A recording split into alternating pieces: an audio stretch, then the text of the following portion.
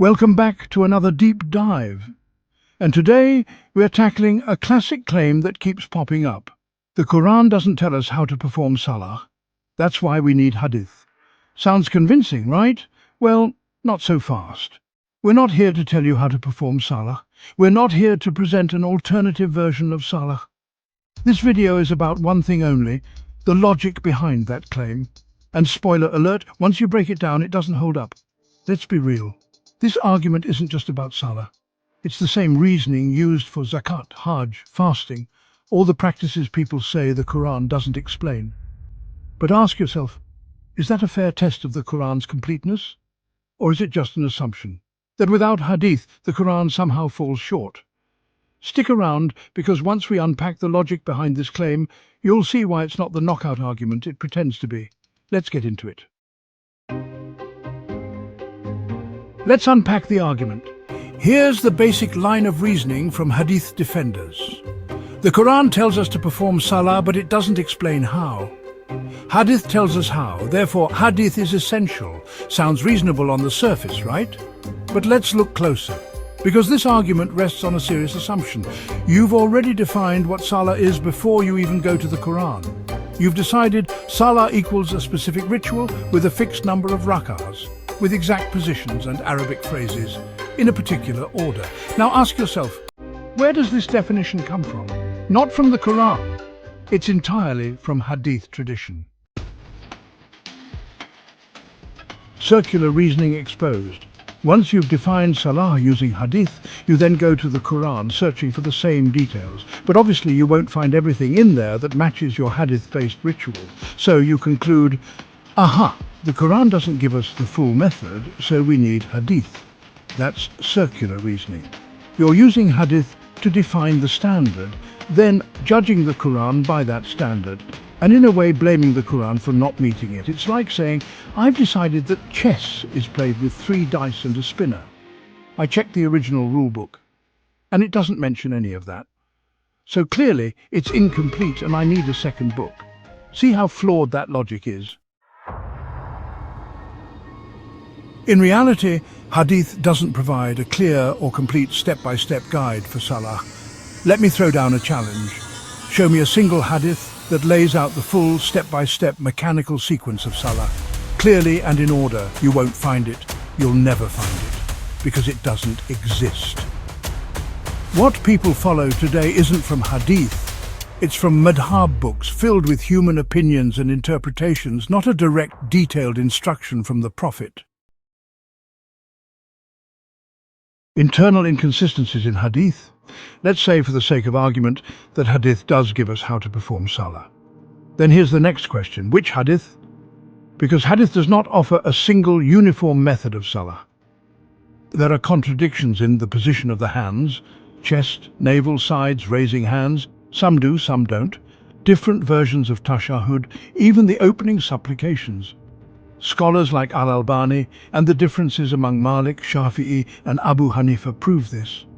So if Hadith is essential, which one is the essential one? If you say they all are, then which version do we follow? This internal contradiction undermines the very claim that Hadith gives us a clear-cut method. The Quran says, if it had been from other than Allah, you would have found much contradiction in it. But what contains contradictions? Hadith. Now, Hadith proponents will say, but we know how to perform Salah today because of the Hadith. Really? Let's test that claim. Imagine you were stranded on an island, no teachers, no traditions, just a stack of Hadith books. Could you reconstruct the full ritual Salah from scratch? The answer is simple.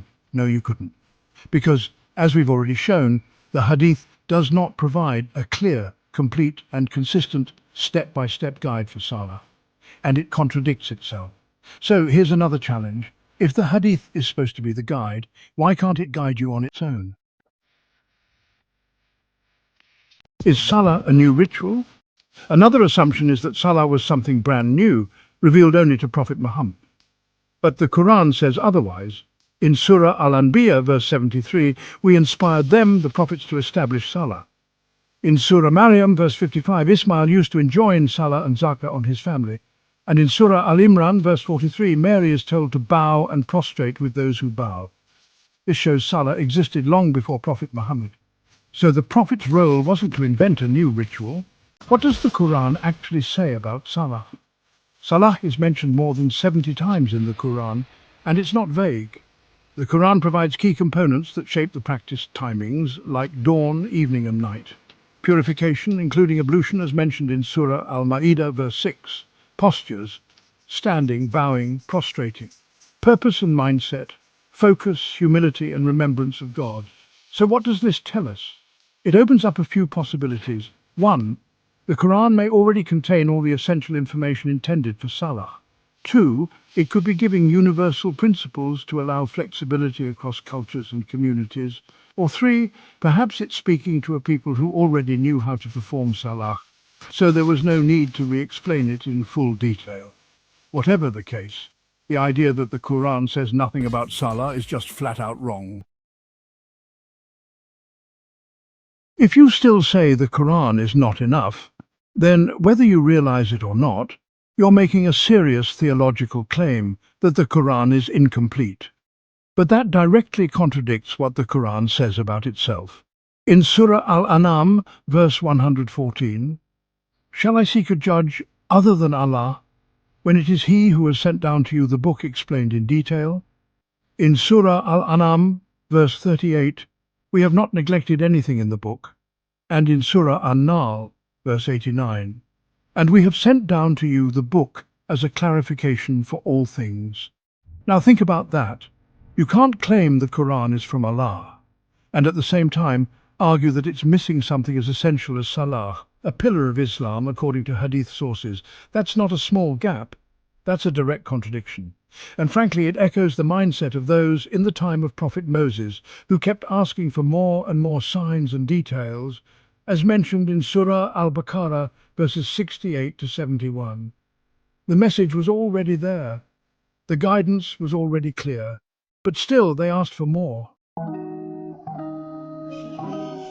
Let's use a simple analogy. It's like saying the instruction manual from the manufacturer seems incomplete based on how I think the machine should work, so I'll rely on a fan-made blog written 200 years later to fill in the gaps. That logic doesn't follow, and it certainly doesn't justify elevating Hadith as an essential source of divine law.